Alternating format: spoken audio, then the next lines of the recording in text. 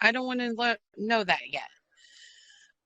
But the agent is really interesting. And if you just, any old, like Pastor tells you, go to the archive.org, look up law of agency, grab any of them and just start reading. And the way I read it, what I was seeing was you have to look at the entity being your birth certificate, your all caps name, your social number. That's your entity. And then you're going to act as the agent. Okay. That's your position and that's your role. So you are basically kind of like the public side of the entity. You do that work for the entity.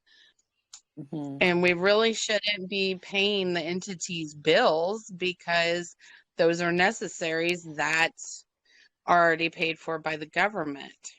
Now, Mm-hmm. in the law of agency, did you see where it says the agent, if the agent has to take care of any of the cost, the agent has to be reimbursed?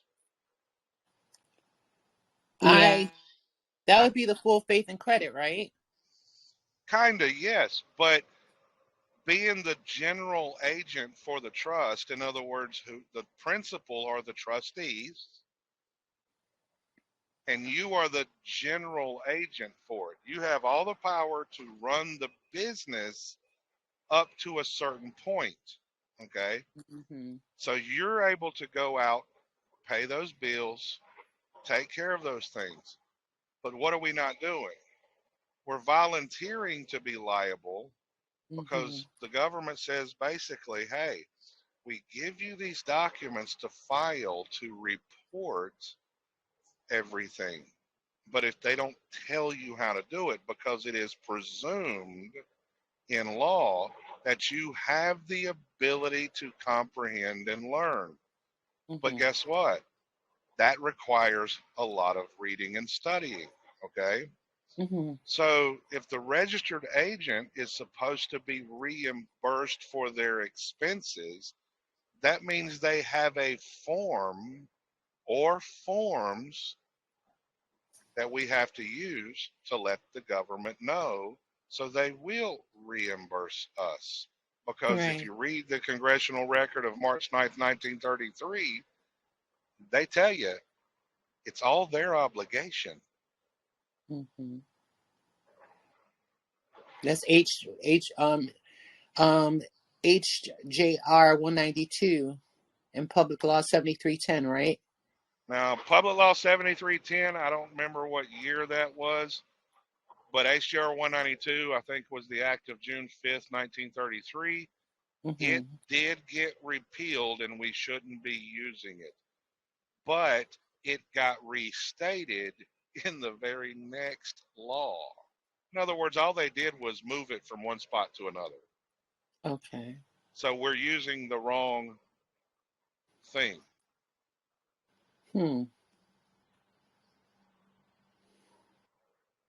That's interesting because that's the one I've been going by when I sign certain documents. Yeah, the reason they moved it was that was the exact reason they moved it. They repealed, they say, they'll tell you, they repealed HJR 192. It wasn't Mm-hmm. even a law. It was a joint resolution, okay? Mm-hmm. Mm-hmm. But they repealed that resolution and then restated it in a whole nother law and reenacted it immediately. And nobody ever quotes that law, Wow. the one that's I, actually in effect. I wonder what that law is. I would have to go look up when it was repealed. I think, don't quote me, Okay. if memory serves me correct, I think it was repealed in 1984. Don't Oh, quote me on that though. okay. Okay. That's many years after, though. 1994. Oh man. I'm on the archives now looking at the law of agency. They have Jewish Love Agency too. Is that something I should look into? Hey, it's worth reading because why?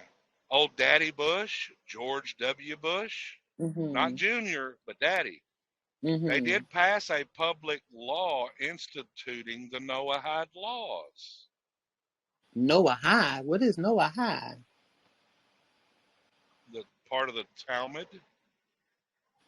Oh, you which deep. goes back to Jewish law.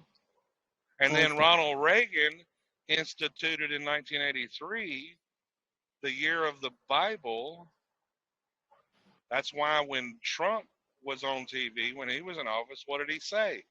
It's a Judeo Christian nation. Right.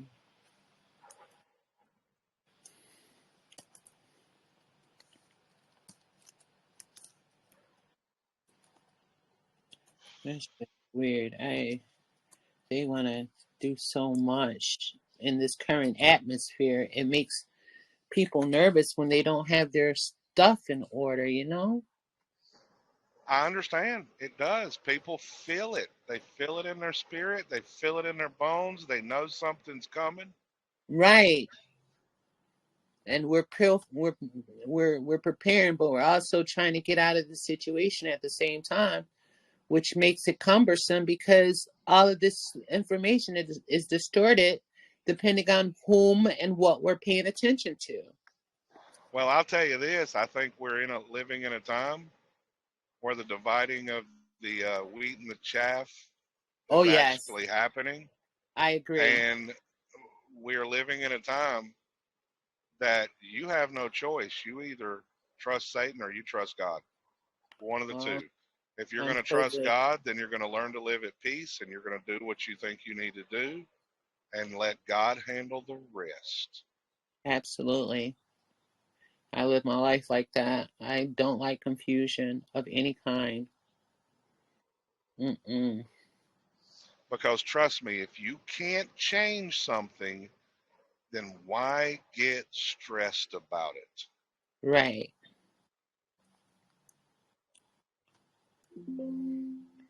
Yeah.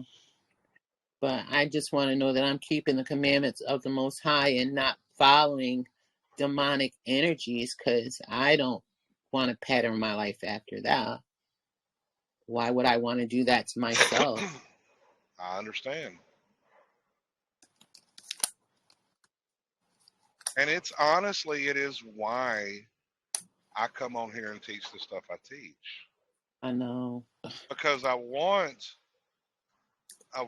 people to learn how this system works so they can get out. Because I firmly believe that if Revelations 18 states to come out of her, my people, so you don't take part in her plagues, Right. that Satan has to give you a way out.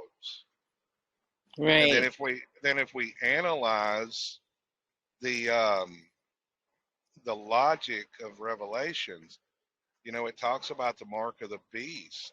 Yes. Okay, but doesn't it not say that we will rule with Christ?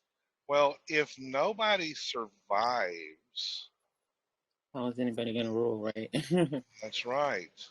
That means there's going to be people that walk into the millennial reign of Christ that didn't take the mark and are not Christians or not Right. believers. Right. Okay. Mm-hmm. In a way, that's kind of a blessing too, because why? They're not believers. They are going to get to experience the kingdom, which will be a just kingdom for 1,000 years. Right. Okay. See, God is a just God. God don't send people to hell.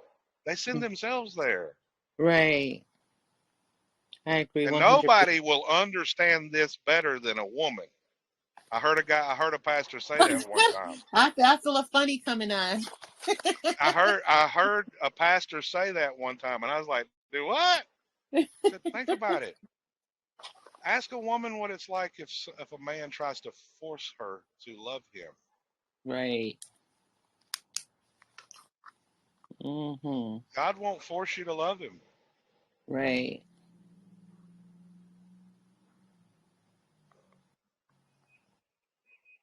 That's the truth. You But either this do or you don't. system, the way it's designed, everybody has a free will choice. The question is, do you want to learn the rules to play the game? I absolutely want to learn. Absolutely. There's no way I would want to do all this time searching and not want to learn. That just doesn't make sense. I want to know. I don't want to just be acting because I'm following someone else's um documents. I don't want to do that. That bothers me. You know what I mean? I want to comprehend when I send this document, what am I to expect from it? That's what I need Yeah. to know. See, That's I the only can do templates. Hannah can tell you. uh-huh. Justin can tell you. They both know me. I can Right. do templates. I just don't. Yeah. I show you what I learn, where I get it from, so you have the ability to go learn it. When I do Right. classes, they're not expensive. Well, I need to Because know. why? I want serious people to come so that way they can actually learn. Well, I need to be a part of your class, Pastor, because I don't want to continue to fumble the ball. I don't want to feel like I'm stumbling in darkness, hoping that a light will come on and say, okay, you reached the final destination. You can stop now. I want to know the patterns that I need to follow and the reason why I'm following these patterns and what to expect after each process.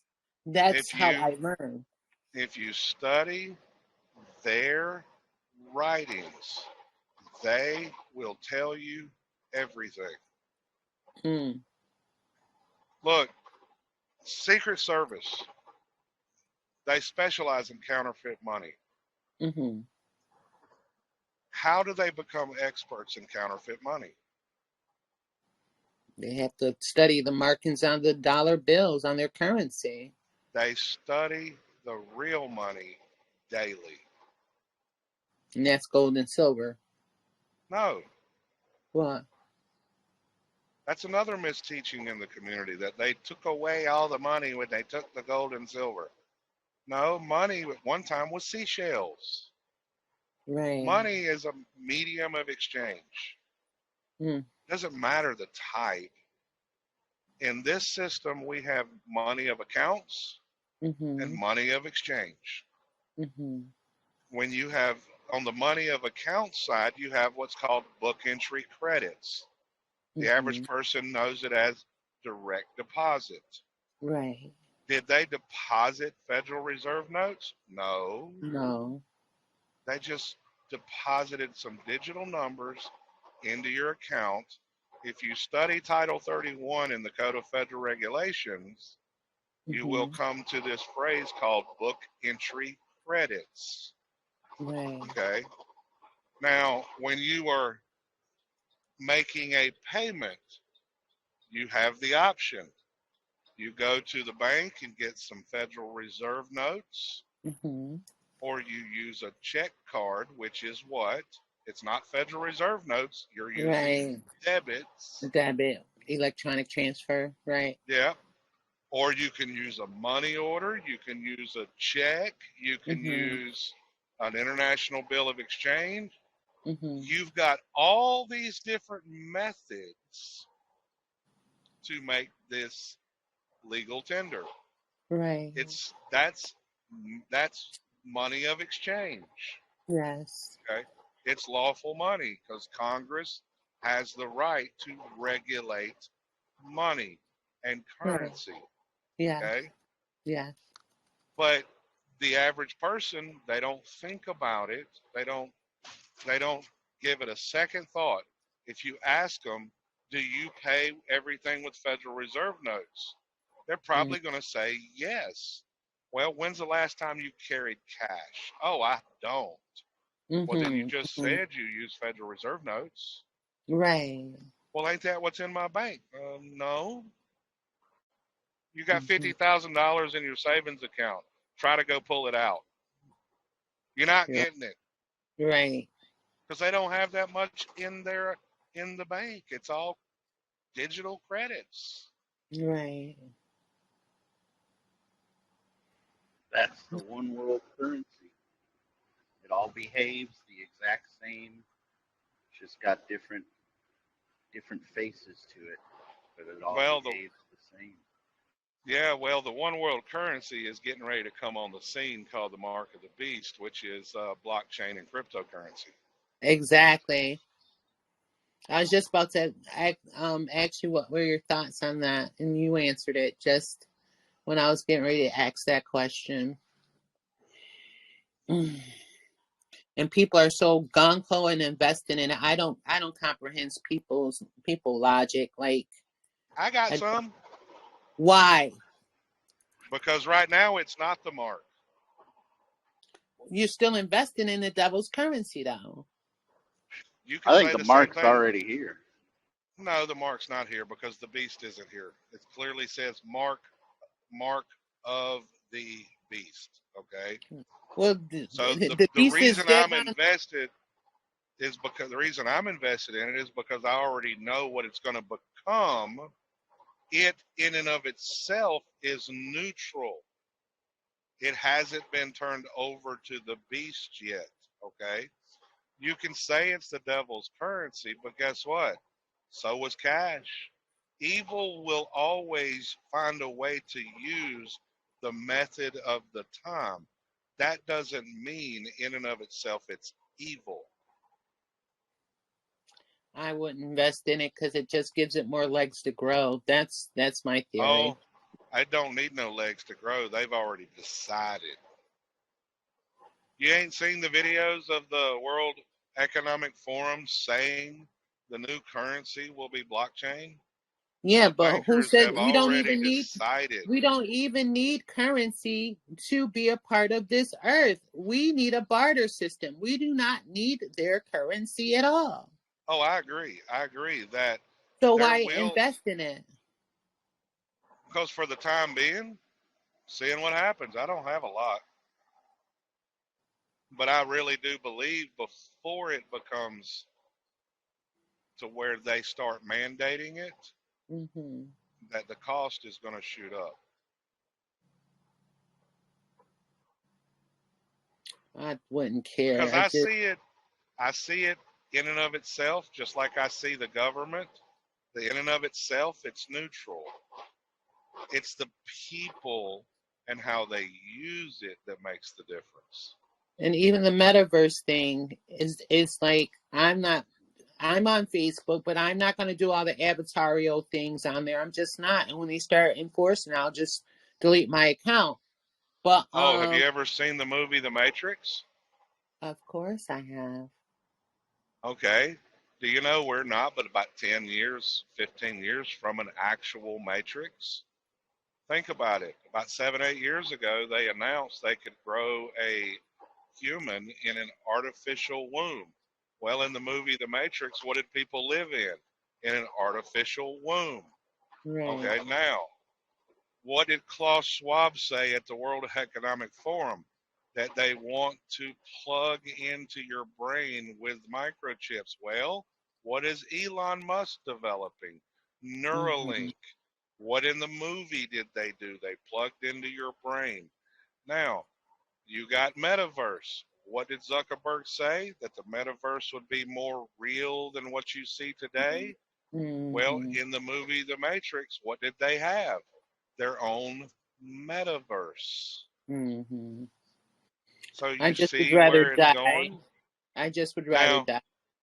Now, well, let me tell you, is that what was meant in the Bible when it says if he didn't cut those days short, no flesh would survive? I would just rather die. I'm not going to let anyone do what I don't want done to me, and I have a strong resolve with that. It's just not a part of my makeup. I understand. I absolutely understand. Yeah, this You know they've already announced the third temple, don't you?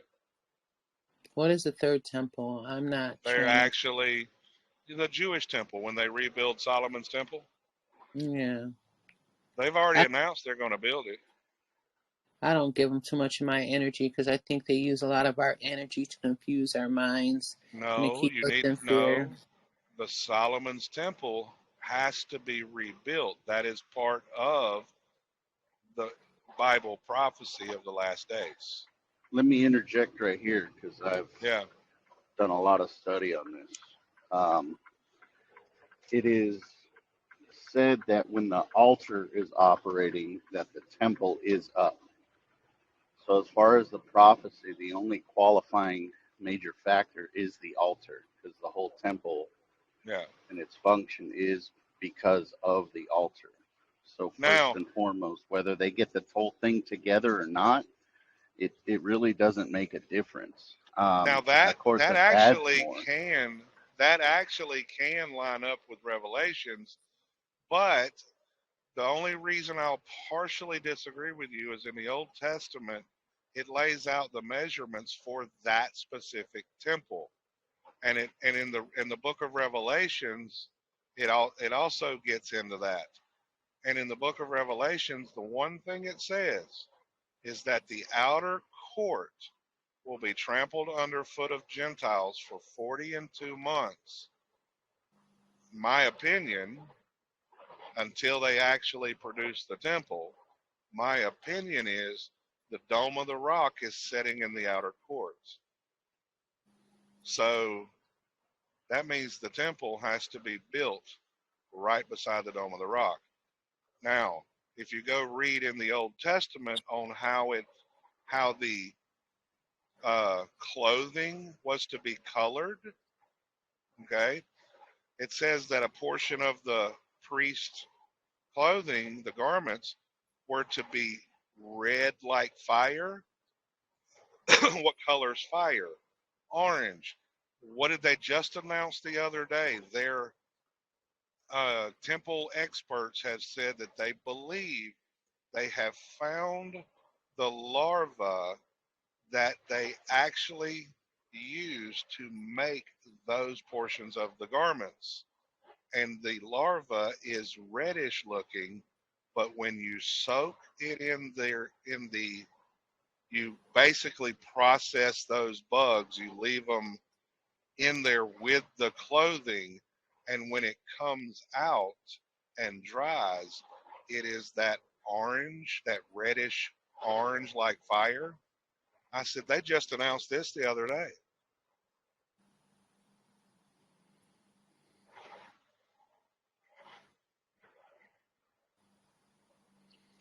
I don't care what they do. I won't live to see all of it. If they try to impede it on me, they can have this body and release my soul.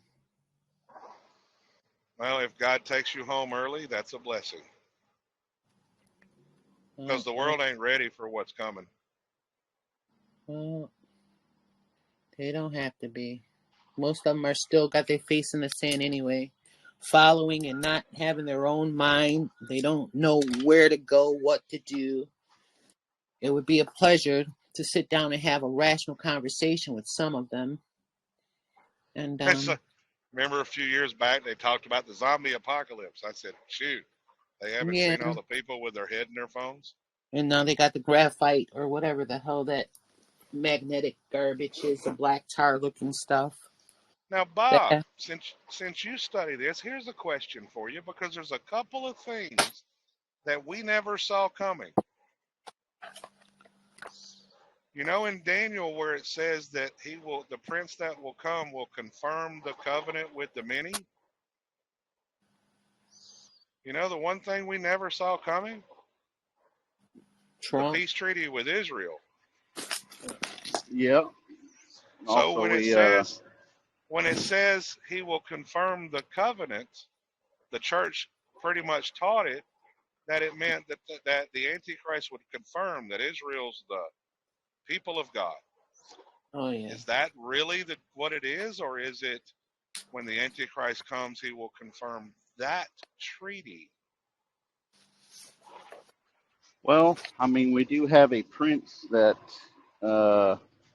is going to become king And in his name, in the Gematria, Prince Charles of Wales, his title there, does equal 600 6. What's throwing me off, though, is that if you look at Trump, and I do love Trump, but some things just throw me off a bit, is that now I study the Hebrew language, and there are things that I could see within the Hebrew language that within the letters themselves, based on specific actions, actually spell things out. Long story short, I'll get into that if you like separately or whatever, but long story short, if this vaccine situation is what it is, which it's slowly becoming not, but anyway, then that would mean that Trump would be holding that master 666 in the master form. So you can have $601 bills or you can have six $100 bills. They both equal the same.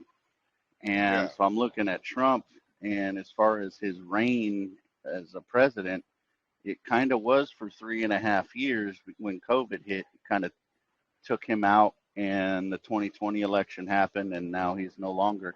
But he does have great influence around the world. Oh, I know. You know. Tell me about it. I'm sitting there. I saw a video one day after the election where all these first world countries were in the streets protesting because Trump wasn't reelected. And it gave me chills. And I sent it to the guy that I still call my pastor. And I said, when in the history of the world have you ever seen a man that had this kind of effect on the world? I said, this right here kind of bothers me. And plus, he congratulated Klaus Schwab too. I seen a video on that. I'm just thinking they're all actors. I don't put my faith in none They of are. them. Now, a lot of people, no offense, they like Trump. Me, I'm neutral. I Me don't trust too. none of them. None of them. But the one thing, Biden signed that executive order that all the banks have to be able to hold digital assets by 2025. And we're getting the reports now. They're changing the banking system as we speak. Quantum physics, yeah. Quantum banking, financials. okay? Yes. Yeah. Guess who started that? It wasn't Biden, it was Trump. And it's supposed to have some kind of rainbow currency they were talking about. Now, that I don't know, but Trump started it. Trump Yeah. put Brian Brooks into the comptroller of the currency office, and Brian Brooks issued a directive to all the banks that they had to hold digital assets by 2025. And who was Brian Brooks? He was the head legal advisor for Coinbase, the American cryptocurrency company. Yeah. I said, so when Biden signed an executive order, all he was doing was following suit for what Trump put in place. Absolutely. Well, and if you look, because I study the Torah portions and how they line up with world events. Well, long story short, we're whether you realize it or not, we've been witnessing the each section of the Bible, according to His Word, actually play out and have a living Torah phenomenon. And so to that I say, during the Abraham Accords agreement, it was during the Torah portion of Vayelech, which that would have been Feast of Trumpets that day. That would have been the Torah portion but it was the Feast of Trumpets when this Abraham Accords was actually signed. And if you look at the last letter in that phrase Vayelech, which is right after Nitzavim, which is the one standing. But anyways, the Vayelech is Deuteronomy 30, which has to do with, if you go read that, has to do with accepting other gods, etc. But there's a kaf sofit at the end, which is an extended arm, like a handshake. So this happened. This is all embedded in the scripture. It's embedded in the Hebrew language. I'm cutting it short because I can go into great detail, but nonetheless, just we're watching these things happen. But yeah, it's I mean, when Texas froze over, okay, that was the exact Torah portion when it's talking about the altar and the heart of it and these Yeah. different colors. And if you look on the news, it was scarlet, it was blue, it was white, and the four chambers of the heart, the four chambers of the altar, the four chambers, the four major um, deep in the heart of Texas. This song, this was the heart of the Lord, essentially. Like, so we're watching all these things play out biblically before our Well, eyes. But go you ahead. know the second. Well, you know the second thing we didn't see coming. Now, if you go back to 2 Thessalonians 2, where it talks about before Jesus is coming, the parousia and our gathering together unto him, two things have to happen: the apostasia, or the apostasy of the church, and the revealing of the man of sin, the Antichrist. And how does it say he's revealed in 2 Thessalonians? It says when he takes to the throne in the temple and claims to be God and demands to be worshiped as God. But you know what we didn't see coming was what I call the Antichrist temple, the Abrahamic faith temple, which is a Jewish temple, Islamic temple, and a Christian temple that they opened this year in Abu Dhabi. Wow, I didn't even know about that. That's really interesting. And I have And wanted to find the blueprints for that temple just to see if it has a throne room. yeah, that would be interesting. And also, I mean, as far as this great falling away, look at what's going on with the pre-trib rapture. Now, the majority of our biblical text speaks of a greater exodus, and that's what we're seeing come to get. So all the prophets, Revelation, Jesus himself, we're all they're all basically hinting, because no longer will it be said, surely as the Lord lives, who brought the children out of the land of Egypt, but from the country, from the north country, and the further parts of heaven where the Lord has scattered them. From there he will gather you and bring you back to his land. So this is a greater, and Moses even prophesies this. And that was part of Nitzavim. It's like the ones standing here today and the ones that aren't even here yet. But he says, from out from the furthest parts of heaven, from there the Lord will gather. And so this is echoed throughout the prophets. And so we have this dynamic of a pre-trib rapture, which I hope for. I'm not opposed, but I'm all about being well informed, and I just can't see that one happening. And if it doesn't happen, we do see an altar set up and the daily sacrifices for purity, and then the daily offerings are offered. And then we know once that thing is shut down, it's the shutting down of the altar that kicks off the Great Tribulation officially. And Well, the Bible doesn't even if the there Bible is doesn't no teach a pre-trib. right, and if that's what I'm saying, if there's no, if our believing brethren are witnessing an altar being set up, they can kiss that pre-trib rapture goodbye. So what's that going to do to their faith? We're already seeing it. I've already heard many of people, well, he's not coming back, I just give up. And so it is, there's going to be a great falling away, because they're listening to these doctrines that are thousands of years removed from the actual real life events that happened on the same planet you live on right now. And I mean, this is the same, this is historical reality, forever settled in heaven. The events happened, then they were written about, and these doctrines that we hold to now didn't even exist back then. So there's this, mirage of tradition and religious stuff that we've kind of intermingled throughout the years, kind of lost our way a little bit. And so it raises these expectations that certain things are going to happen, and when they don't, people are going to lose their faith. It's very unfortunate, but it's part of the prophecy. Well, I saw it was 50 reasons to believe in a pre-tribulational rapture. I never read all 50. It was the first reason they gave that was the most damning reason of why it was heresy.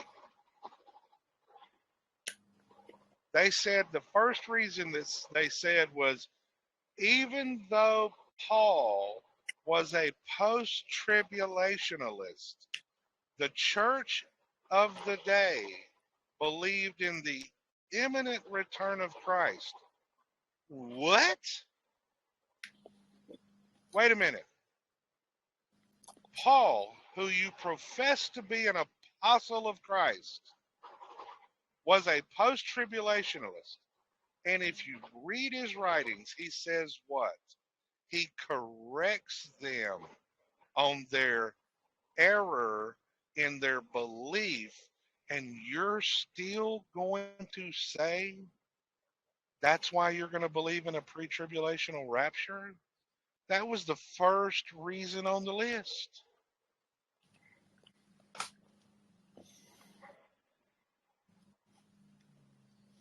I said that made no sense to me.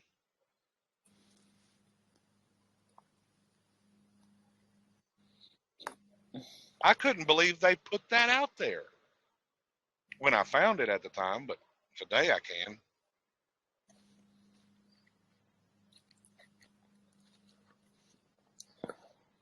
Pastor, I don't want to interrupt you guys' conversation. I just want to find out more information on your classes. How can I go about that? Oh, I will typically announce a class. I did 3 last month, and because I drive a truck and also try to make time for y'all, I actually decided the last week and a half of September I was taking a break, so I'm just now getting back into things because I Okay. don't want to get burned out. I But I will share this. This is my link tree, so you can get to my Rumble channel. You can get to my what's it called? My you can get to my Rumble channel, my YouTube, stuff like that. Okay, got you. Thank you. Oh, you drive a truck as well? That's what I was doing. I was dollying down, disconnecting. But I heard Now what you you said. talk about studying Hebrew. You know, very few people know that Hebrew, the original Hebrew language, was pictographs. Yeah, and that's why each letter you can sum up. I'll give you an example. Okay, so the letter Hey is a man with arms raised in the Yeah, pictograph. Okay, the letter Shin represents the cut, eat to. It looks like teeth, yeah, and then the modern, it's like an edge of a knife, and that represents to separate, to cut, eat, press to, or sharp. Okay, and then the mem represents water. It was a symbol of water, blood, or chaos. So if you have a man with arms raised and cut in two was the water, maybe that's giving you a visual when Moses lifts his parted the arms water. and cut into the water.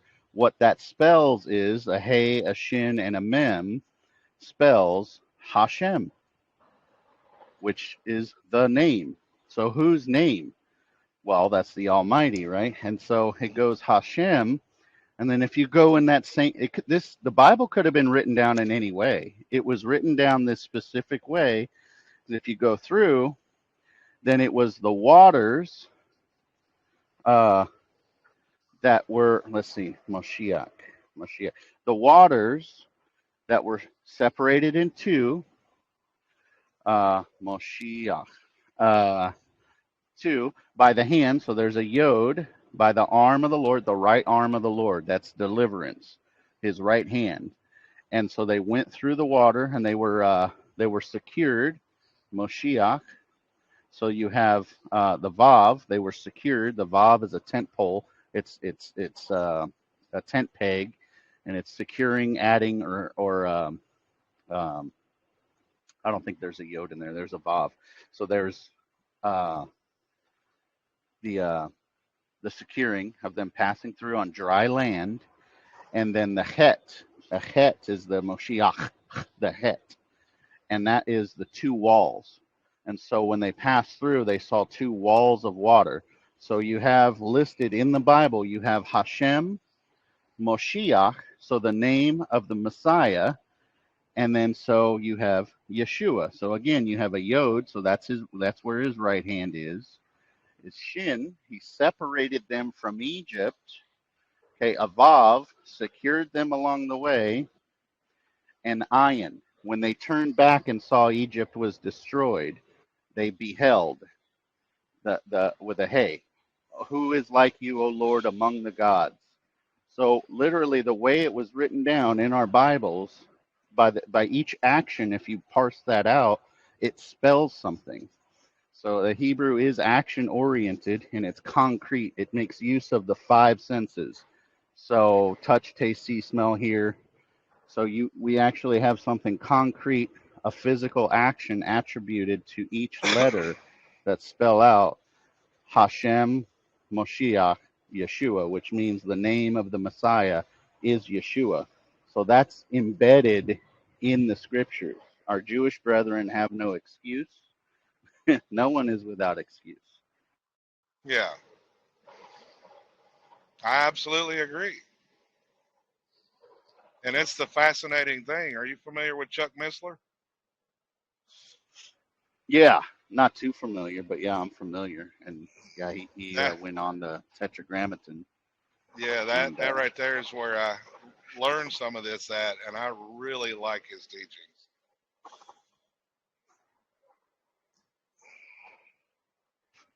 yeah, he's got some fascinating stuff. Because he does something similar. Now, nobody really does what I do, and I'm not saying that like to toot my own horn. Kind of came up with that on accident.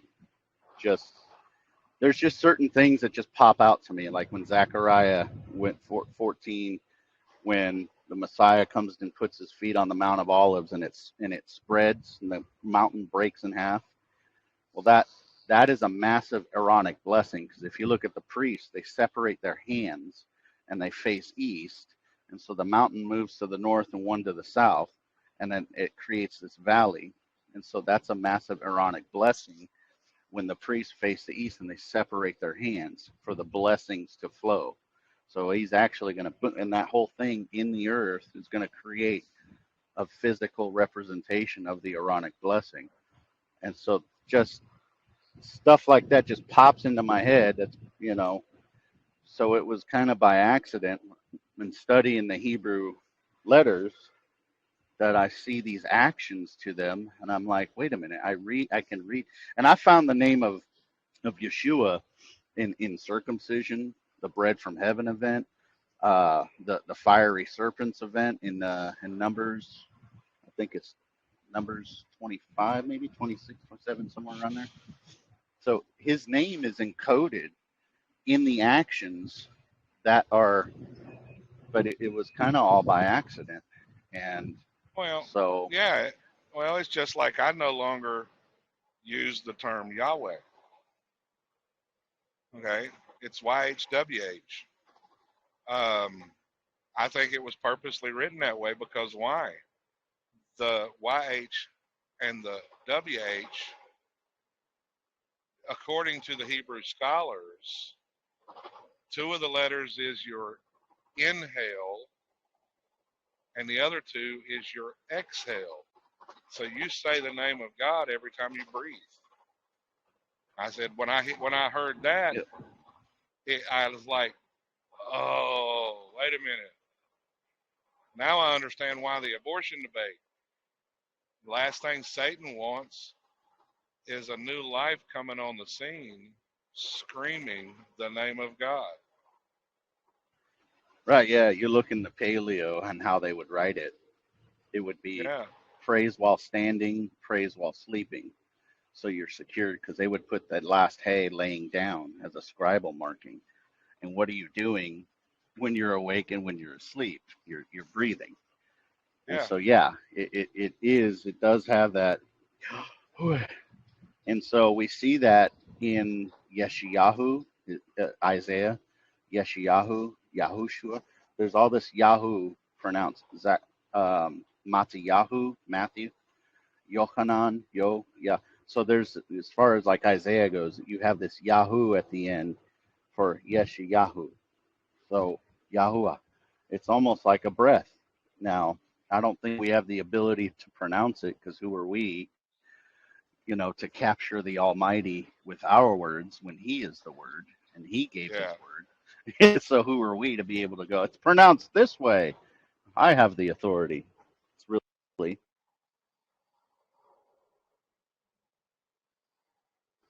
Oh, sorry about that. Oh, you're fine.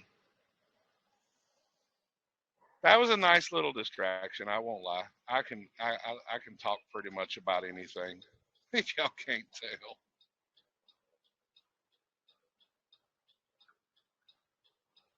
I like it to hear other people discuss the Bible and especially other insights on that, because I think it's important, and I feel like being church raised all my life that we're fed only certain scriptures, and you need to read all of them to know all of them and to kind of understand stuff. So, Yeah. I don't know a lot of things, as in I don't know everything, but one thing trucking did is definitely give me a passion for researching. And I have researched a lot in almost 18 years. Don't stop. Yes, sir.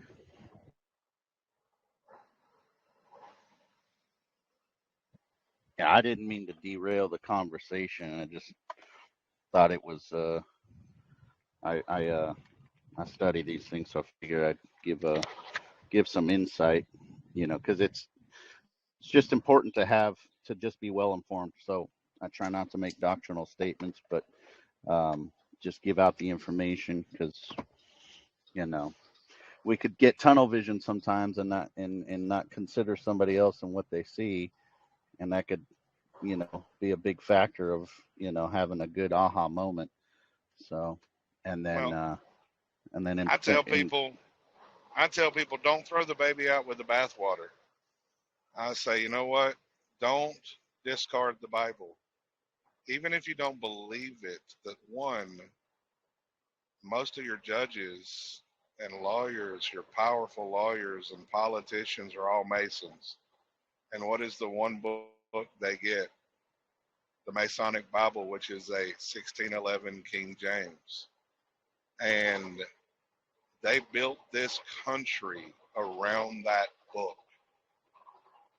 that's So what they why would study. you not? Yeah. Why would you not want to study that book to learn the principles that this country was founded upon and their principles that our legal system is built on? Yeah, for the first couple years, that's what they study, is either the King James, or they study. They give you the 1611 maybe after you kind of get involved, but yeah, they studied it.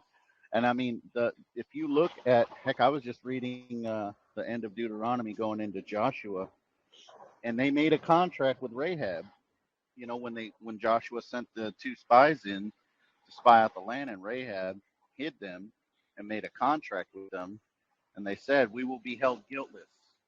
And then they gave the terms, and they say, "Okay, we agree." So there's contracts all over the place, and there's trust indentures, and there's a lot of these um, economic principles regarding law, especially judges, which was a few Torah portions ago, about judges not taking bribes, etc. I mean, it's all in there, like you said. So I agree.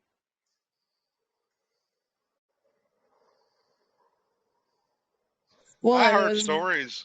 Go ahead. Go very ahead. interesting about the name and everything, because it was interesting about the name and everything because, and yes, I get my stuff from TikTok because I find people interesting on TikTok. Um, but they were talking about Yeshua and how that's the way, what I can't remember what it was. You will call me by my name.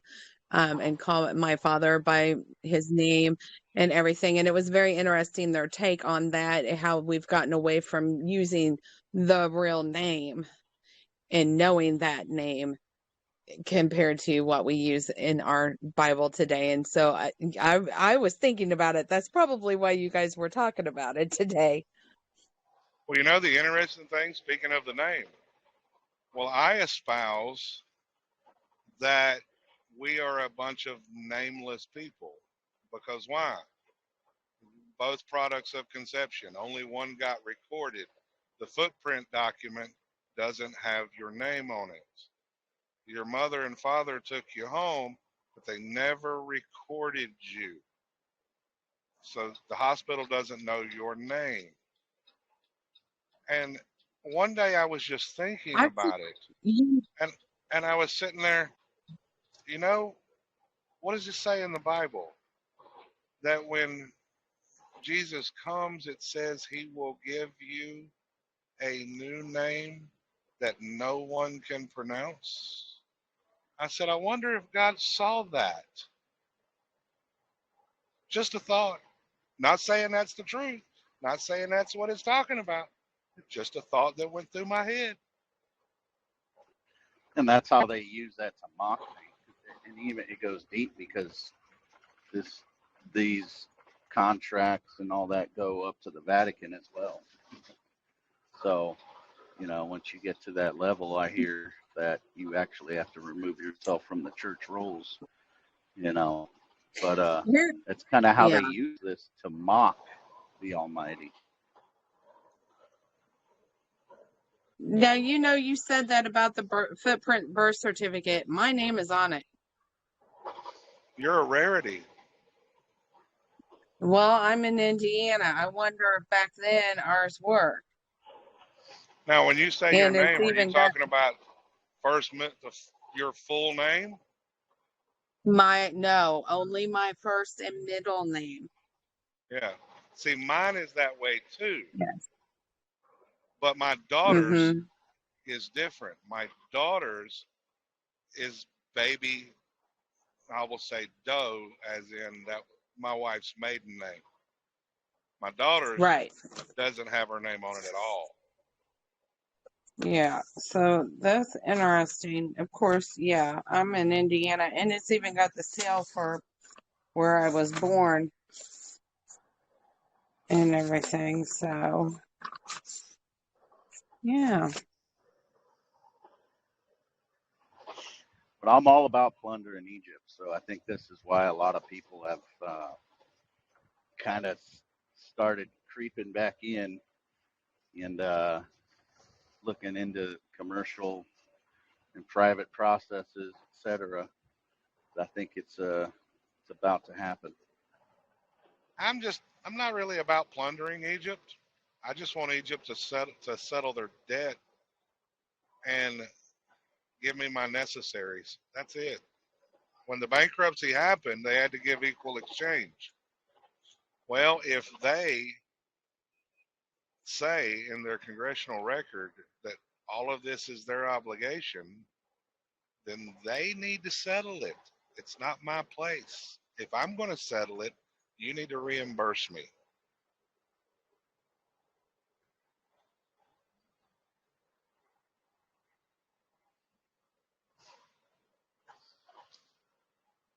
Because Yeah, I agree. we need to stop volunteering to be surety when they are the ones that own the trust.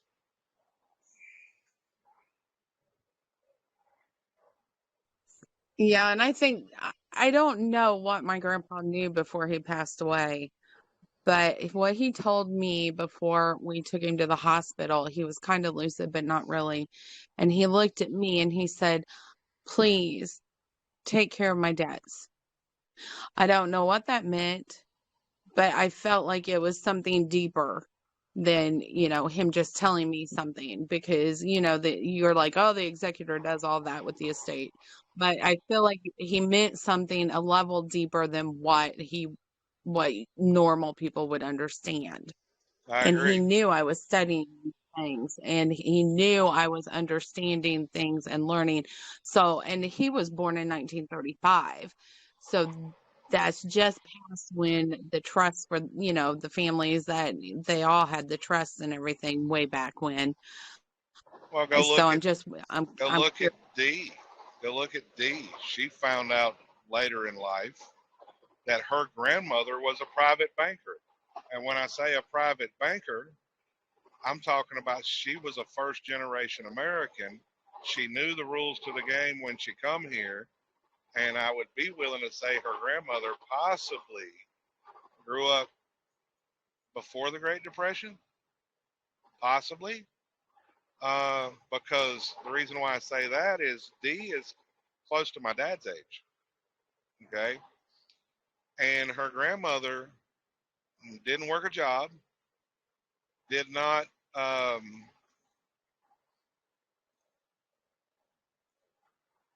all she did was sent promissory notes when she needed money. She sent promissory notes to the bank on the private side, supposedly.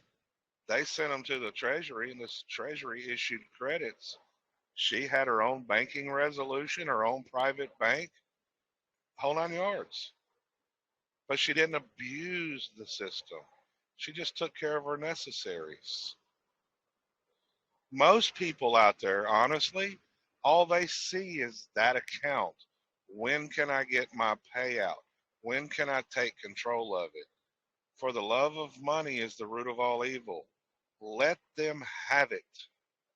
It's theirs. Just learn how to make them settle their debt. And in turn, you become free. right. We've talked about that. Yes, we have.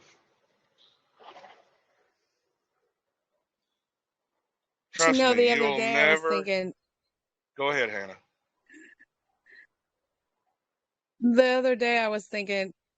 I could actually get a coffee roaster and really run my business the way I want to.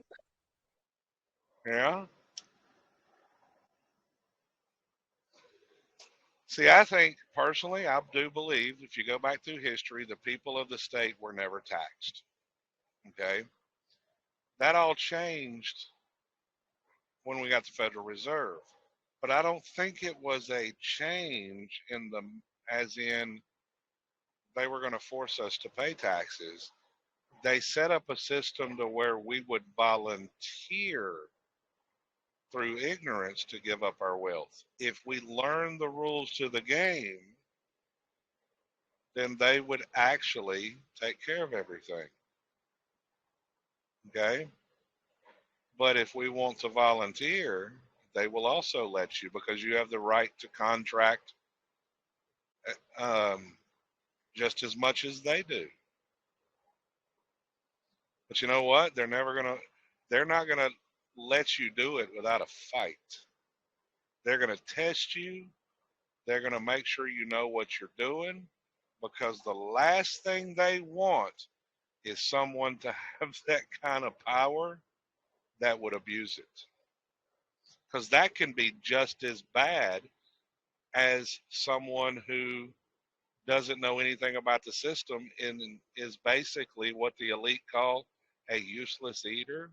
You're a detriment to the United States because you're creating all this debt, but you're not doing your bookkeeping right. So the principal can take care and balance the books.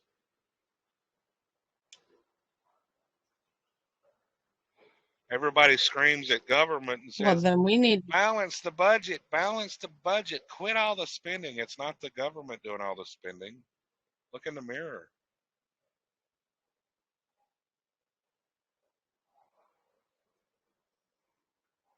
well, then I think we should all become useful and That's get to right. work and get some stuff done. Hmm.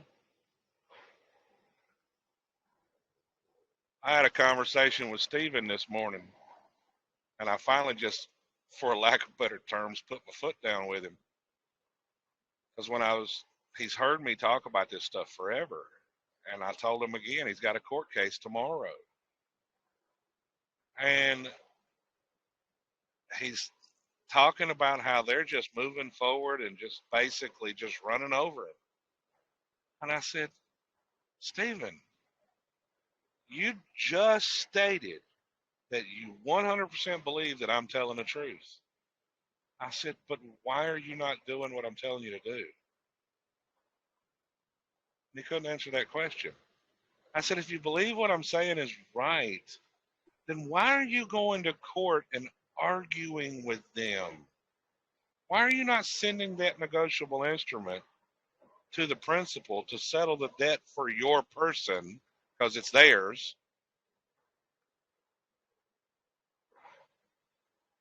And he couldn't answer the question.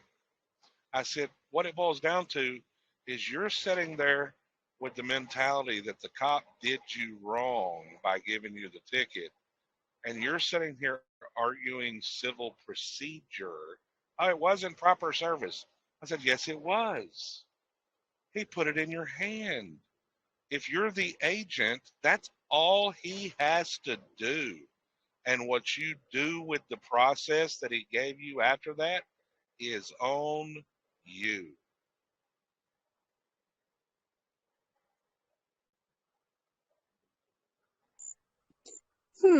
Kind of like what the agent's supposed to do, receive all texts and legal notifications. Exactly.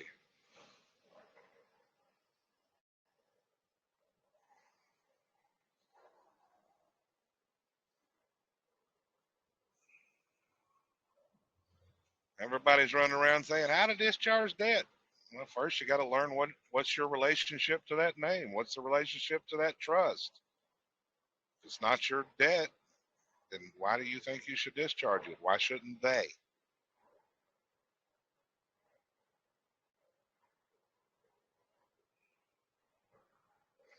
Set-off's in the Constitution, and they do follow the Constitution for the most part.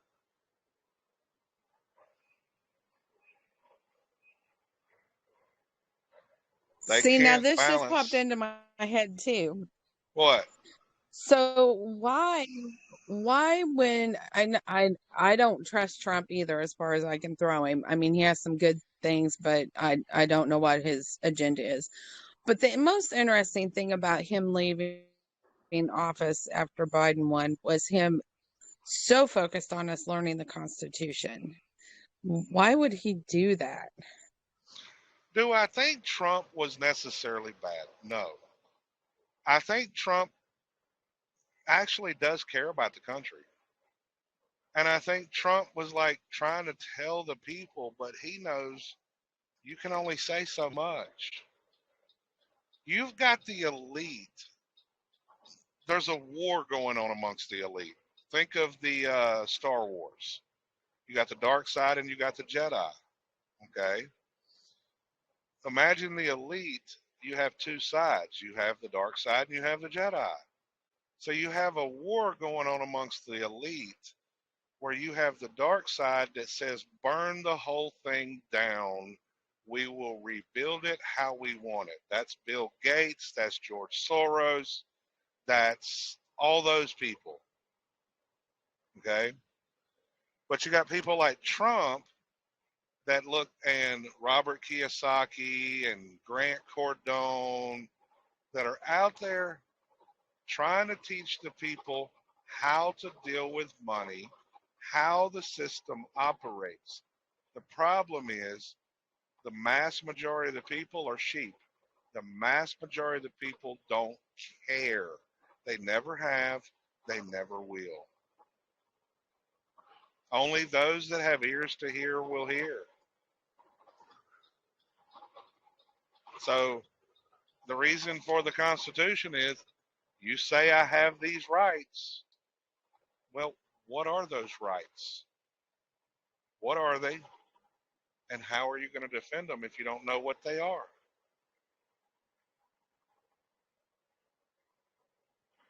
It's like everybody runs around saying the Biden administration is trying to take our guns. Blah, blah, blah. Really? They're not violating your Second Amendment. Think about it. Go through the gun laws. Guns that were made pre 1890 ish are protected by the Second Amendment. You can have them all day long. They can't touch them. And what's the other one? Ghost guns. You have to ask the question, why are they freaking out over ghost guns? Okay? But in between the ghost guns and 1890, what happened? We allowed the corporations to start making our weapons. That placed them into commerce. Now Congress can legally regulate firearms into oblivion. See, when we stop making our wares in our communities, that's where our rights were at. That's when we decided to get greedy and we said, no, we like all these nice privileges. We like all this stuff.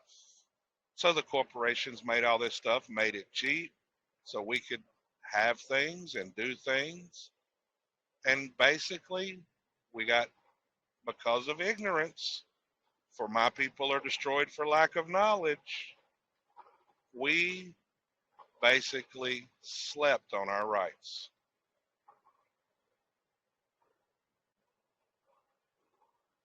Now that we're trying to figure them out, and some people are actually starting to get back into their communities and make things, they're having to fight. They're having to fight for what they waived all this time.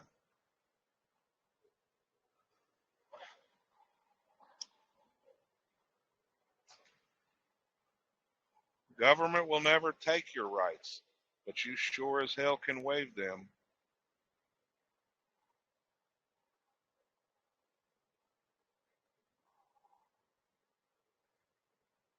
Does that kind of answer your question, Hannah? Yes.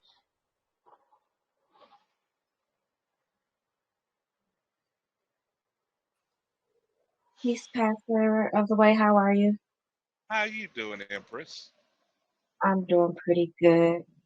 So I have a question. I believe it was JW who I was listening in on Fearless Floyd, a recording from the other night, and he was going over uh, trust and lawful money, and he had referred. You've heard of an individual by the name of David Merrill and Michael Joseph, and their website. For Money Trust, I believe. Okay. And so I was reviewing some of the information over there, and they're basically showing you how to redeem, like actually redeem your presentments, your negotiable instruments by qualified endorsement.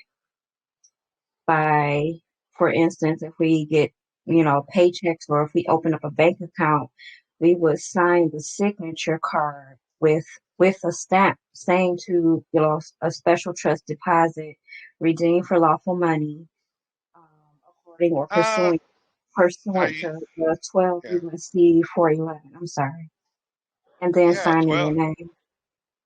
hey, my checks from my bank account, Hmm. I used to believe that stuff.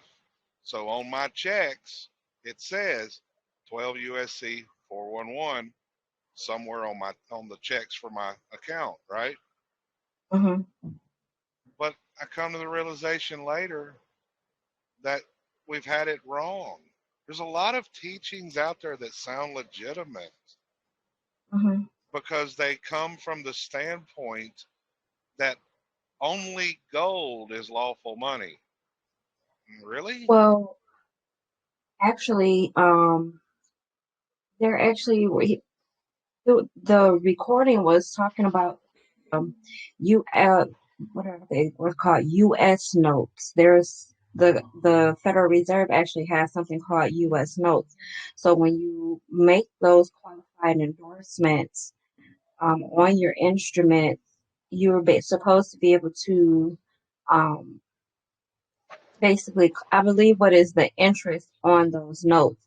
I had recently seen someone, a video, and I can send it to you. I seen a video maybe a few weeks ago in regards to the same thing, and they had deposited a few checks, like a $30 check, and then they end up showing the transaction after the deposit, and it turned into $500 from a $30 check deposit. Now, I don't know So, about that. I know that if you go read Title 18 USC 8, you mhm, look at the list of obligations. What they're right, not telling you in that list is every bit of that is lawful money. right, absolutely. Now, So, let's see here.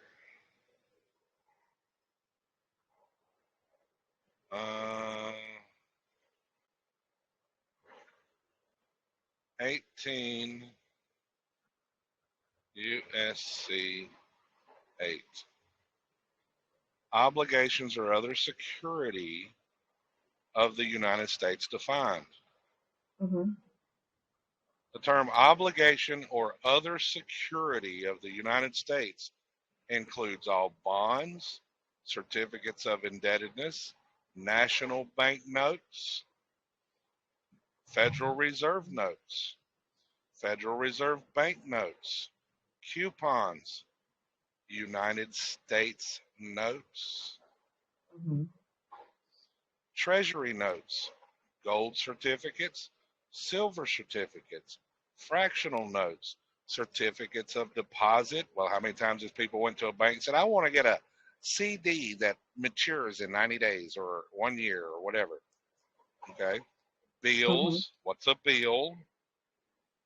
Checks, drafts for money drawn by or upon authorized officers of the United States, stamps, and other representatives of value, aka a traffic ticket, of whatever denomination issued under any act of Congress, it, and canceled United States stamps. So guess what? United States notes are listed in those obligations. mhm, Those are all money. yes. But what I'm attempting I would definitely have to do more research about this system that these gentlemen have come up with, and it's all according to biblical teachings as well. So, like I said, I don't know Yeah. if you've had a chance to review their website or anything. And No, I then haven't. some of it is they have a free membership, so where you can have access to some, you know, modern information, and then they have two other paid memberships. So of course, Yeah. um, they do have a like a What's the website? What's the website? it's called lawfulmoneytrust.com, I believe. And so they have a picture showing a description of how you would actually sign your signature card, or how you would sign a W-4 for employment, redeeming for lawful money. So anytime when you receive your paycheck, it's not going to be it's what they're saying it's supposed to do. It's supposed to, like we've been talking about, reducing the national debt, but it also will, with your qualified endorsement, it will stop them from being able to tap into access on the other side of the ledger, and take hold of your security and interest, where you will And be able to have access to it. yeah. Yeah, but guess what? The one thing Hmm. they're not doing is getting to the private side of the bank. Well, that is as a private banker that could, it is technically as a private banker, because I No, wish technically doesn't count. There I'm is going to a pull up, public there is a public side and mhm, a private side. The private side you're not going to see. you are not even going to ever get into it unless you get an invite to that side. And that side of the bank is typically at wherever the home office is for that bank. That's where you got to set up your own banking resolution and everything. This is what me and Dee has been talking about privately. She's done some of this.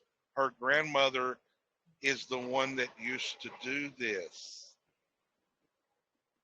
Well, have you heard of the term member bank? Well, I'm quite sure you have because the Federal Reserve Act, I'm sure you've reviewed that as well. And so, according to, I'm trying to pull it up right now, the Federal Reserve Act of 1913, Section 16. And this what the gentleman, like I said, I believe it was JW who was speaking at the time, was bringing up the fact of the matter is that let me see, I'm trying to pull it up. I'm so sorry. Oh, you're fine. You're fine. Because from what my understanding is, it was talking in regards to the definition of a Federal Reserve Bank and a member bank, and anyone that is a part of that bank. I'll have to bring it up. I think I wrote it in my notes. Oh, grandbaby. But see, when you get to the private side, Mhm, that's where you can start issuing your own promissory notes. Okay? mhm, You're not mhm, getting paychecks. You're not endorsing checks a special way. You can write your own checks, yes, mhm, but you are on the private side. Some banks call it the back office. mhm, And I actually got to talk to one of those people completely by accident one day. mhm. And he asked me, how did I get his number? And I told him how I got to him. It was completely by accident. Did he say he was on the private side? No. But listening to what he said and how he said things, that's where I learned later. Yeah, I got actually to the back office or the private side of the bank. The private side is where they negotiate all these instruments, these securities or government obligations, and they Mhm. sell and trade them all day long. Right. So unless they have set up their own banking resolution and they're issuing their promissory notes on the private side, That's what it I sounds don't. like they've done. I've heard that Uh, before. yeah. That's what it sounds like they've done. Well, I Right. would Right. question it. I would question it. I really would, because they're using 12411. Mhm. Now you need to go read 12412. Okay. 12411 doesn't apply to us. Okay. I And really. that was where Eon brought it to my attention on that one. Because all he has been putting videos out about Mhm. is the private banking. Okay.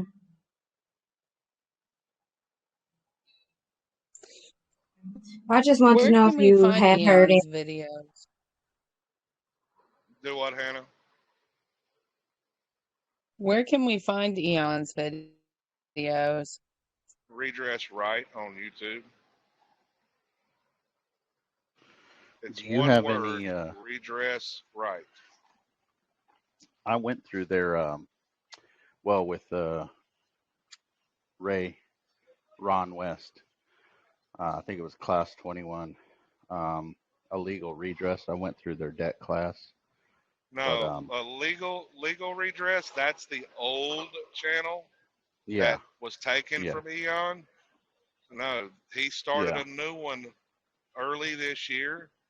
That's if you type in redress right as one word, you should find his videos. Yeah, I'm aware.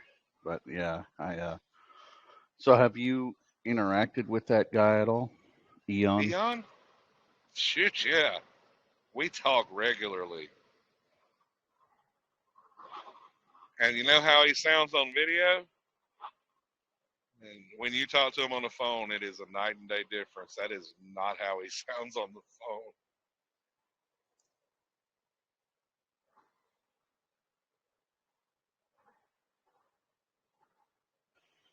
So yeah, I was wondering if there were any success stories from people utilizing some of his methods.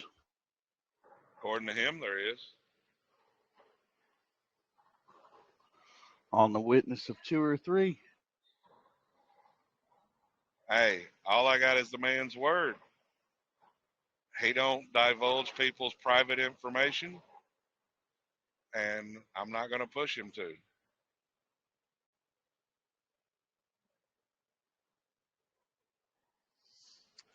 No, I get it though, because I mean that is private. I mean, people can share, Yeah, but it's still private. So, I mean, yeah. there's probably a lot more success stories out there than we are privy to because of that. I know Dee has been talking about it on different groups in here, and she just finally got so fed up that she quit talking publicly about a lot of it. She'll still come on and talk about it, but she said people don't want to listen, people don't want to read, they don't want to pay attention.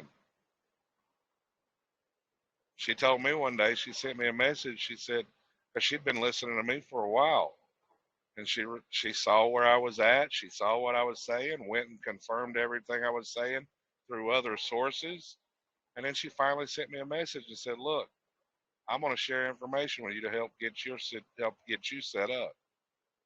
And we started talking, and that's when she told me. She said, "Just frustrated with a lot of these people because I'm sitting there telling them how to do things, and they can't see."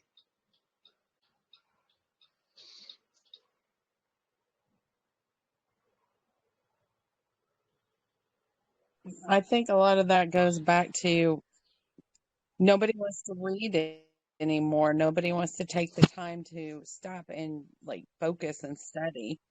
Like even I'm bad at it and I've got to get back on it. Preach it, sister. Trust me, I have my moments.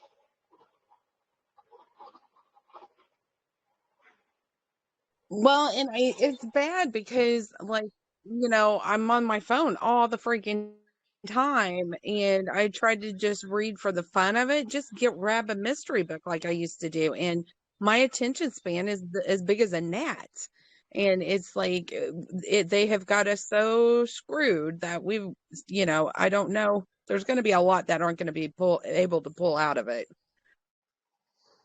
No, there's not. The masses overall, and I had to come to this realization, says broad is the path that leads to destruction, and there's many that go down it. There's few that find the narrow path. And that's a true statement in life. If you look through history, the mass majority of any empire, they will just adapt and willingly go into servitude.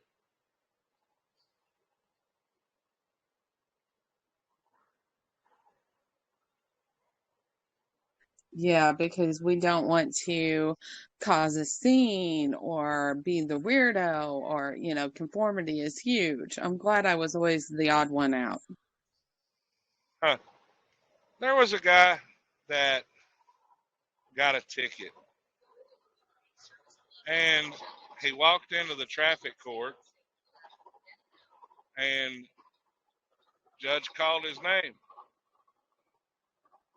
and he's just a simple guy. He said, "I'm here," and judge said, "Do you understand the charges?" He said, "Nope, I'm an idiot."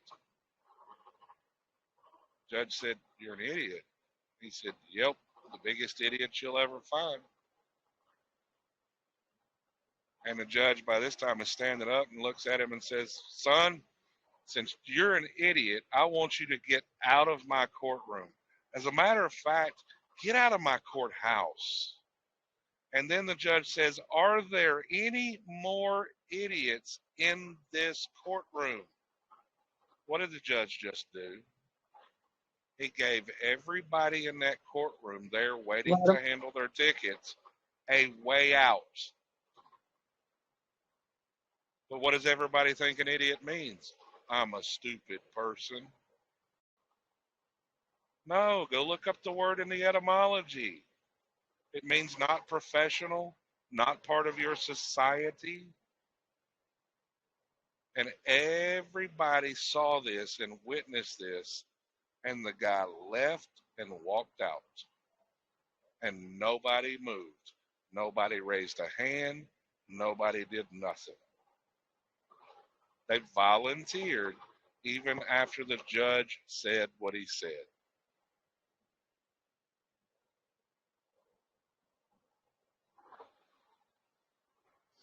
But he did it in such a way, he didn't expose the fraud to the masses. When Well, I if got that that ever mud flap happens, I'll ticket, be an idiot. yeah, when I got that mud flap ticket, I went to traffic court. Did I win? No, not that one. The judge starts out today. This is before I learned all this stuff that I talk about now. This was probably about 6 years ago. I go into court. He says, you can plead guilty, not guilty, or no contest. And if you have an attorney, your attorney will speak for you. But if you do not and you have a procedural question, please ask.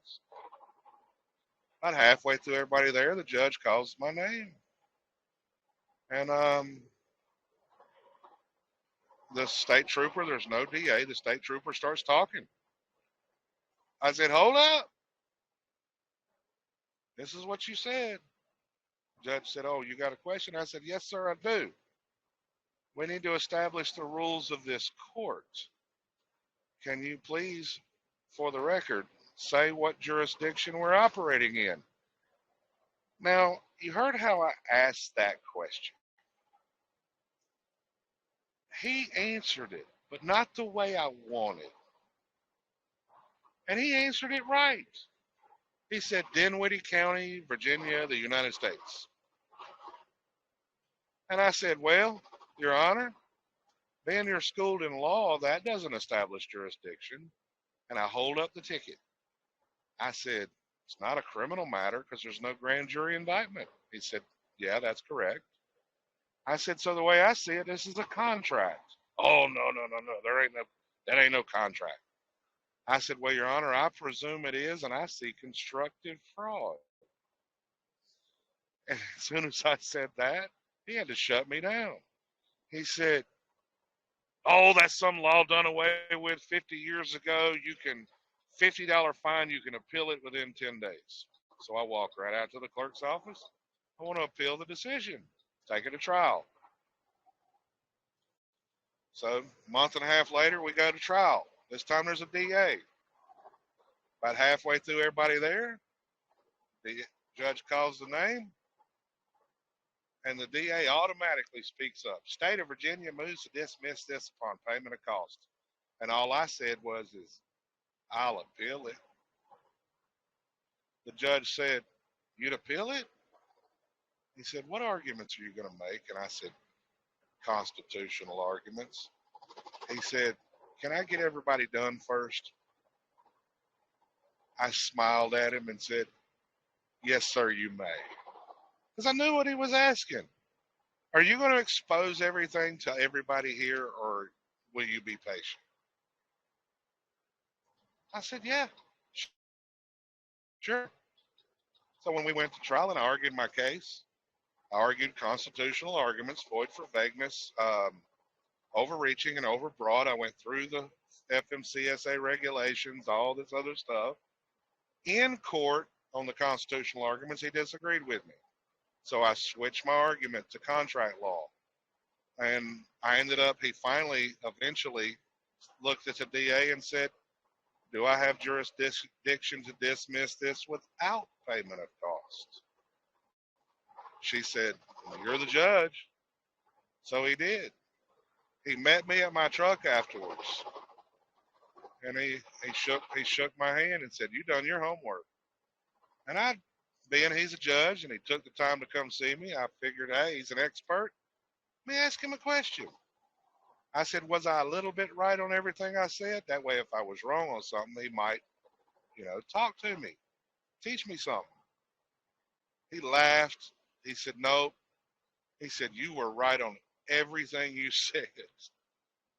I said, in my mind, I thought that just proved one thing to me, that even the judges are trapped in a system that they have to follow certain rules and not cross those boundaries. When he asked me, he said, you should be an attorney. I laughed and said, why? I couldn't do what I just did. He laughed at me and said, you're right, you couldn't have. What's an attorney's role? To negotiate a settlement to the contract.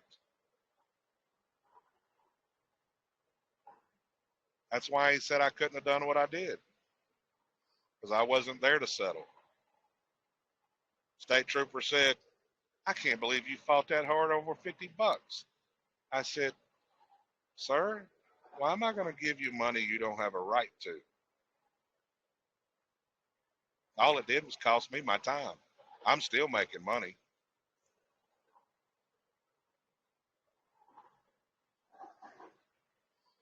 So, You missed the principle. he missed the principle. Yeah, so I mean, It's the principle of it all, too. yeah, You that's got right. rules, stick to them and play by the rules. Yeah. The system has their hierarchy, and not everybody in it's bad. The system as a whole is neutral. You just don't know the rules. The individual might be corrupt, the individual might be bad, but the system as a whole is neutral. Yeah, What's up, Shane? just got off work. Thought I'd see what y'all were gossiping about. Let me think for a second. What's his freaking name? My stepmom's grandson. I can't think of his name right now. You might know him. But he got one of those exempt plates from Dad, right? And he was running around with that exempt plate on it. And Dad called me and said, he might need your help later. I said, why? What happened? Well, he got a ticket. I said, really? I laughed. I said, I can't believe it, Dad. You've been running that plate for 6 years. They've never bothered you. And he goes and gets a ticket? Yeah, don't know why. He got a ticket. Guess what we found out today? The reason he got a ticket wasn't the plate. It wasn't the exempt plate.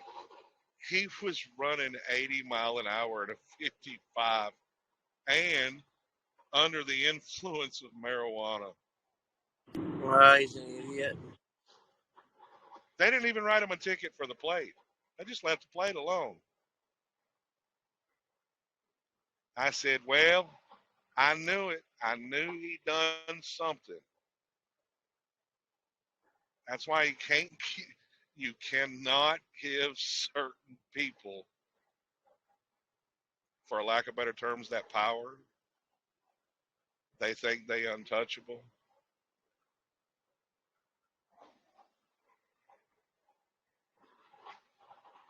He found out wrong. He had to go get an attorney. Do you want to hear about my court experience today? Oh, today? How'd that go?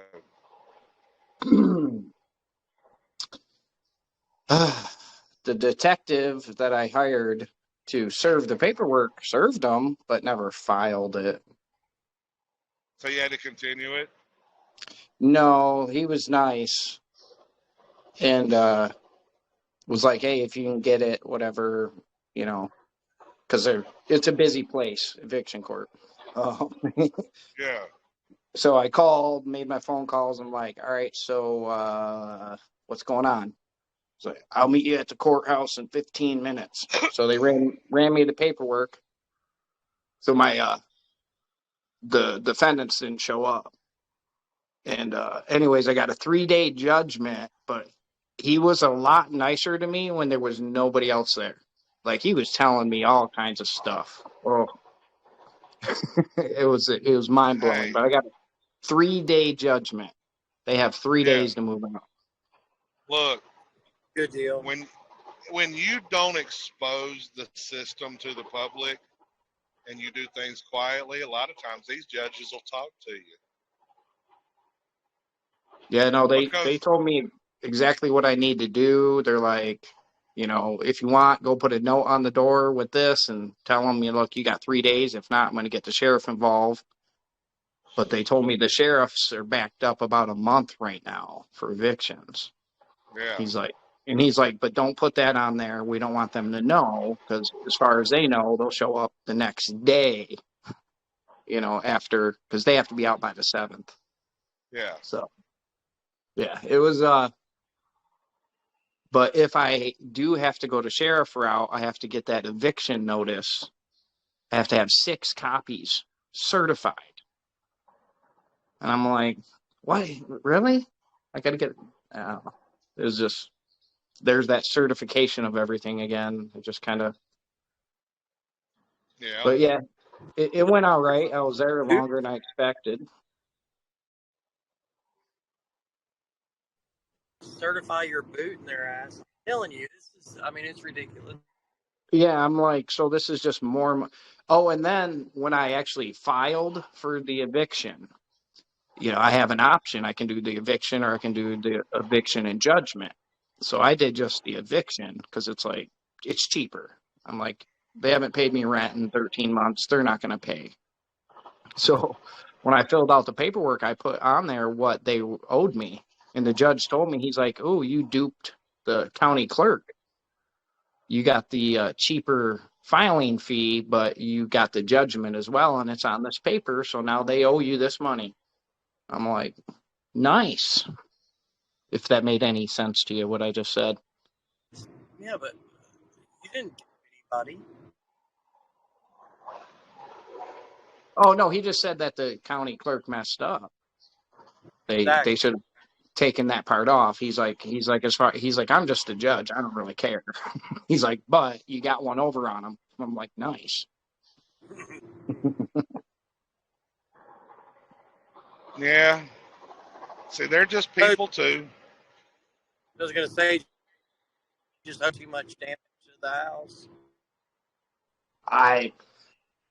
So they've been there for pre-COVID. They moved in about a year and a half before COVID. And last year in September, they quit paying rent.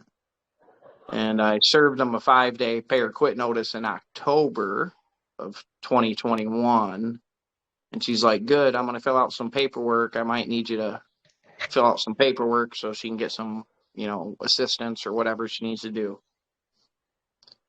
And she's like, how come you don't file to get, you know, compensation for the rent that we're behind from the government? And I'm like, I would just rather not deal with them, you know. But anyways, last contact was in February. So the sewage company was going to turn their water off because I quit paying the bill. But in their lease, it says they're responsible for the bill. And they never turned the water off. They kept threatening March, April, May, June, but never turned it off. So I was hoping I could go that route to avoid the eviction. So I don't know. I'm sure there's some damage to it. Am I concerned? Not really. I bought the house for $10,000 6 years ago. I've put an additional 12,000 in, replaced a roof, etc. And I've been collecting rent on it for 5 years of $850 a month minimum. So I'm not. You should pull a Grant Cardone. Yeah, I mean, I'm making money on it. So You know what you do. You know what Grant Cardone does, don't you? no.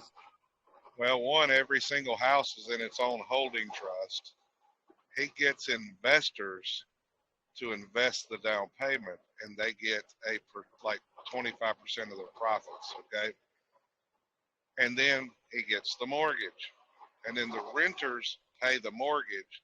At the end of the 30-year, well, getting close to the 30-year mortgage, he refinances the house for the full amount. Then he'll take that that financing, modernize the house, new paint, if it needs new floors, and then pocket the balance of the money that he didn't spend tax free, and then upgrade the rent to the new value. And that's how they make their money, is they get that they pocket what's left over on the mortgage tax free. Yeah, but see, I don't have one of those things, man. I don't know. I hear people say that word mortgage, but I don't know what it means. Well, I know you don't,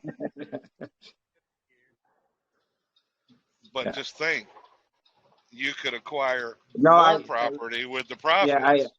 I'm getting what you're throwing down. I don't know. I have great credit. I just don't know why they're not too keen on giving mortgages out, at least my bank, to investment properties unless you're going, an apartment building, etc. And I'm not trying to spend that much. I don't want to be that far. Yeah. Oh, I And understand. You know what my dream is? To get about 15 acres, 20 acres of land, get it parceled off, half acre, three-quarter acre lots. And there's a company out in Washington State called Lincoln Blocks. Tiny home, You can, huh? tiny home community. Yes, yeah, but tiny it's houses. Yeah. but they're 800. You can get it at that time. I don't know what it would cost now, but you could build an 850 square foot house that has 2 bedrooms, a kitchen, a living room, and 1 bath. And you could buy the Lincoln Home package for $40,000. It would cost you however much to get the electric and the plumbing done, and it's ready to move in. Because the one thing I've learned is most of the real estate market caters to families. They don't really cater to newlyweds with maybe 1 child or a single person. And if you could build a new house, basically, that is more energy efficient than a stick-built house, because they are, So you're going and to they're start your own fire city. resistant, start renting to singles or newlyweds not ready for children, or at most 1 kid because you got the extra bedroom. But say it's a single guy that's professional, 1 bedroom could be his office. You know what I'm saying? So I was thinking that would be a really nice setup, because nobody really caters to those people. I mean, my son, what gave me the idea was my oldest son. Well, not my oldest, my next oldest. He's 25 this year, and he can't afford a place to rent. He's a security guard making decent money, but look at the price of everything. Hey, Pastor, I got a 1-bedroom apartment, all utilities included. It's like 450 square feet, 1 bedroom, 1 bathroom, whatever. It's $450 a month. Now that's pretty good. But where And you then live? I have a 1-bedroom that I rent. It's about 600 square feet for $525 a month. That's pretty good. And then I have a 2-bedroom, 1 bath. It's about 700 square feet. I get $700 a month for that. But remember, I pay the utilities. Yeah. And the house I'm evicting the people from is 1,400 square feet. It's 4 bedrooms and 1 bathroom. And I'll get $850 a month for rent. Ah. Dang, they should have been behind it all, man. Everybody No, was Yeah. I don't charge a lot for rent and all that because I don't know how to say it. I don't have a mortgage. So Yeah. after insurance and taxes, et cetera, maintenance, you get looked at $850. If I'm saving $350 of it, I'm still pocketing $500 a month because the $350 a month That's is good. definitely covering all of that. No, people tell me that my rent's too cheap. They're like, your rent's too cheap. I'm like, yeah, but No, I don't think I it's too always have cheap. renters and they pay me.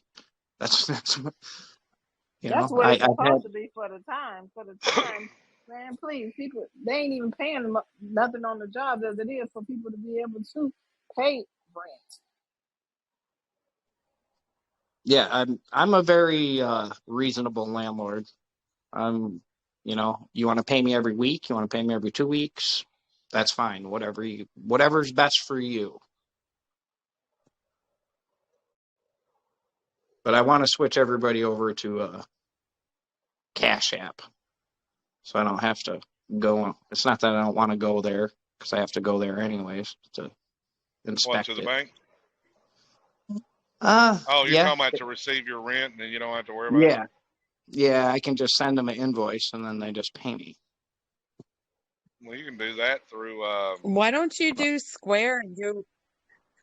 yeah, you can do Square Why or don't you Stripe and do do the same Square thing. and Well, do a recurring invoice? I have well, Square and I love it. three of my 4 tenants pay cash.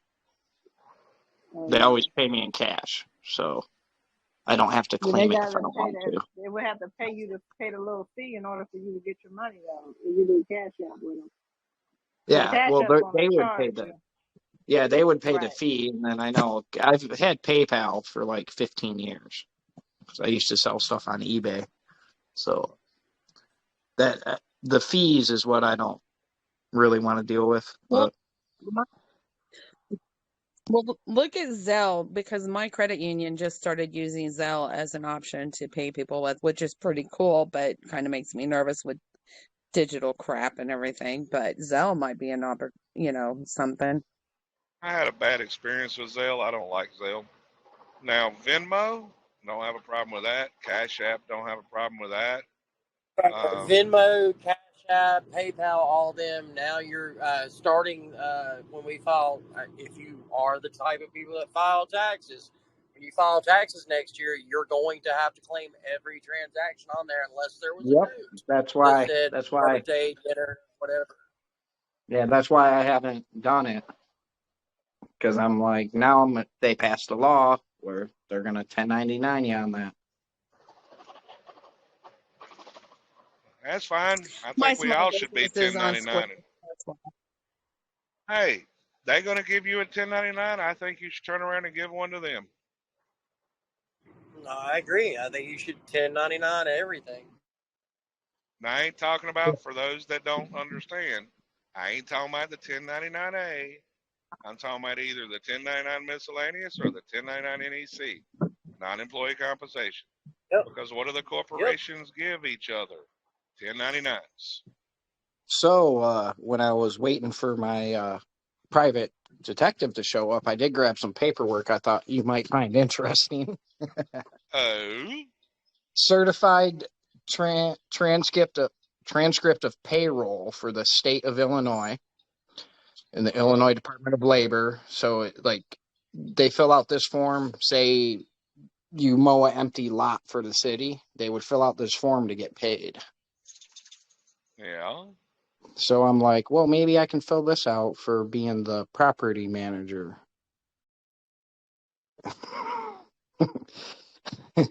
I'll snap some pictures of them and send them to you, or I can scan them and email them to you if you want. Okay. I just walked by and seen them. I was like, "Ooh, what's this? Ooh, let's see, certified payroll, County of Peoria, Illinois, State of Illinois, County of Peoria. Do payroll records attached, certified or true." I don't know what this one's about. I just started grabbing some. I took a picture of Abraham Lincoln for you. What? The statue. Hey, can you send me that document as well, sir?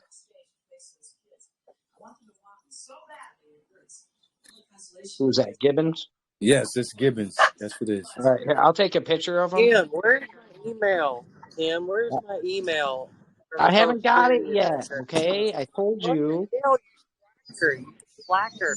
September 20th. I'm gonna call her in a couple days. Okay, we had that conversation September 20th. I'll take a picture of these and post them in the chat if you guys want to take a look at them. Pastor, Yeah, I did you appreciate stop the that. truck Gratitude. again? Gratitude. Do what? Somebody call me? I said, did you stop that truck again? Yep, I am done for the day. Let's see how many Hey, miles I did today. you find out about the 648 miles today. I started my clock this morning at about 3:45. What'd you find out about the accountant you were talking about the other day? Oh, not a whole lot. Not nothing real deep. We didn't really discuss that stuff. He had questions because he's kind of new at this. So we did talk. Now, when it comes to the accountant stuff, he's not really ready because we did briefly talk about the GAAP, generally accepted accounting principles, and he understood what I was saying about how both sides of the ledger, it has to balance out. He understood all that, but he said his problem right now is he's having to learn to rethink everything he thought he knew. We all are.